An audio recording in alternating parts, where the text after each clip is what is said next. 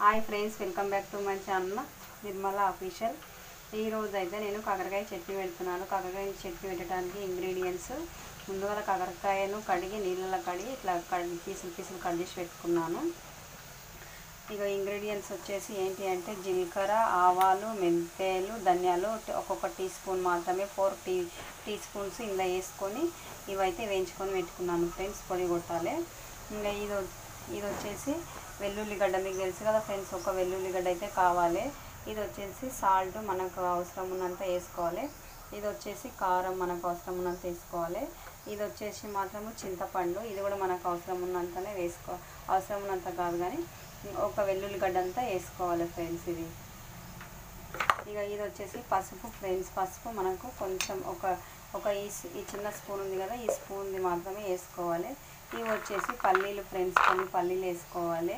ఇంకా కొన్ని శనగలు మనకి ఇష్టం ఉంటే రుచికి తగ్గట్టు మంచి అనిపిస్తే ఇవి వేసుకోవాలి. ఇక ఇది ఇవన్నీ కావాల్సిన ఇంగ్రీడియంట్స్ అన్నమాట. ఆయిల్ అయితే ఇప్పుడు వేయించుతున్నాను చూడండి ఫ్రెండ్స్. ఇలా వేయించుకొని మనకు బాగా వేగిన తర్వాత గోల్డెన్ కలర్ వచ్చేస్తే ఇక తీసేయాలి. ఇంకా గోల్డెన్ కలర్ రాలేదు, వస్తుంది. వచ్చిన తర్వాత తీసేస్తాను నేనైతే. తీసేసి మళ్ళీ ఇంకా కొన్ని వేసుకుంటా. అవి కూడా అయిపోయిన తర్వాత మీకు వీడియో మొత్తం పెడతాను ఫ్రెండ్స్, ఈ చట్నీ ఎలా తయారు చేస్తున్నారు అనేది చూడండి ఫ్రెండ్స్. చూసి మా ఛానల్ని సపోర్ట్ చేయండి ఫ్రెండ్స్. ఒక లైక్ కూడా కొట్టండి, కంపల్సరీ మర్చిపోకండి ఫ్రెండ్స్ ప్లీజ్.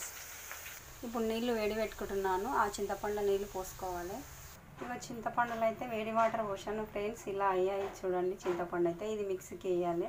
ఇందులో వేయించిన ఫ్రెండ్స్ ఇలా గోల్డెన్ కలర్లో అయినాయి.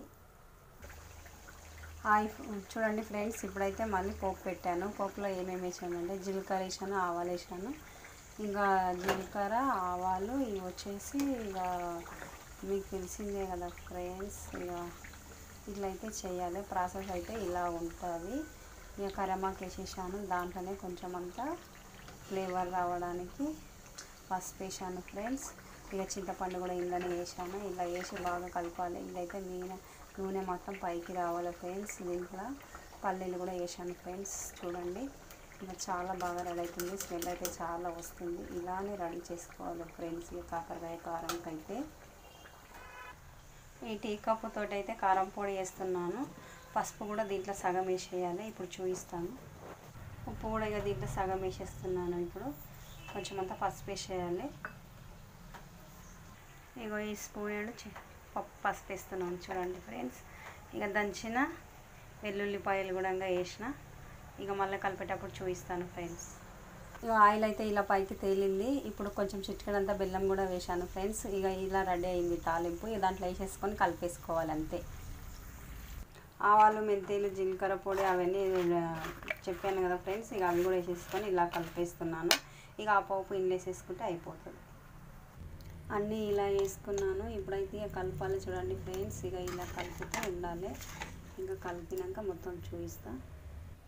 మొత్తానికైతే ఇలా రెడీ అయింది చూడండి ఫ్రెండ్స్. అంతా నేను కలిపేసిన తర్వాత కాకరకాయ చట్నీ అయితే ఇలా రెడీ అయింది. మీకు నచ్చినట్లయితే లైక్, షేర్, సబ్స్క్రైబ్ చేసుకోండి. బాయ్ మరి.